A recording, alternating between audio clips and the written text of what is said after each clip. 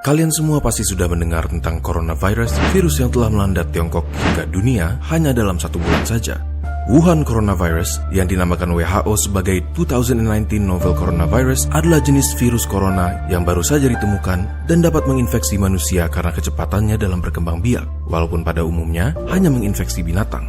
Terdapat 7 jenis virus corona yang dapat menginfeksi manusia. 2 virus diantaranya adalah virus yang kita semua kenal beberapa tahun yang lalu, yaitu SARS coronavirus dan MERS coronavirus. Termasuk novel coronavirus yang baru ditemukan, mereka semua adalah sekeluarga virus yang biasanya menyerang sistem pernafasan. Keberadaan virus yang baru dan misterius ini menuai banyak pertanyaan, dan dengan video ini kami akan mencoba untuk menjawab sebisa mungkin untuk meredakan rasa penasaran dan kecemasan kalian.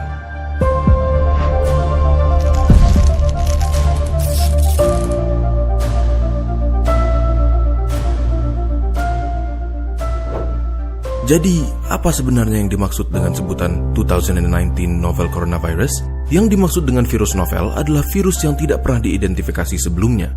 Oleh karena itu, informasi mengenai virus ini masih sangat terbatas. Virus ini pertama diidentifikasi di kota Wuhan, Tiongkok pada Desember 2019 dan dicurigai dimulai dari sejenis kelelawar, Chinese Rufous Horseshoe Bat, yang dijual di sebuah pasar seafood dan binatang hidup yang besar. Selain dapat berpindah dari binatang ke manusia, dapat juga ditularkan dari manusia ke manusia.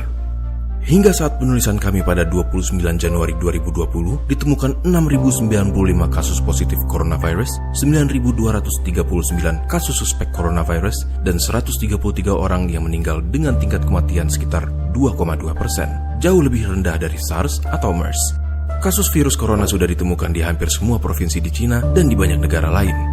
Di Indonesia sendiri, sudah ada beberapa kasus yang dicurigai infeksi virus corona, namun beberapa menunjukkan hasil lab negatif dan yang lainnya masih dalam pemeriksaan. Tetapi, hal ini tidak menutup kemungkinan bahwa sudah ada infeksi virus corona yang belum terdeteksi di Indonesia. Kenapa? Karena gejala biasanya muncul 2 hari sampai dengan 2 minggu dari paparan, dan orang yang terpapar dapat menyebarkan virus ini walaupun belum timbul gejala. Memangnya apa sih gejala dari infeksi virus corona yang baru ini? Virus corona dapat menginfeksi saluran pernafasan atas. Jika menginfeksi saluran pernafasan atas, gejala pada umumnya tampil seperti batuk pilek biasa dengan demam ringan yang akan sembuh dalam beberapa hari. Tetapi pada orang dengan sistem imun yang lemah, virus corona dapat menginfeksi saluran pernafasan bawah dan menyebabkan gejala lebih buruk seperti demam tinggi dan sesak nafas.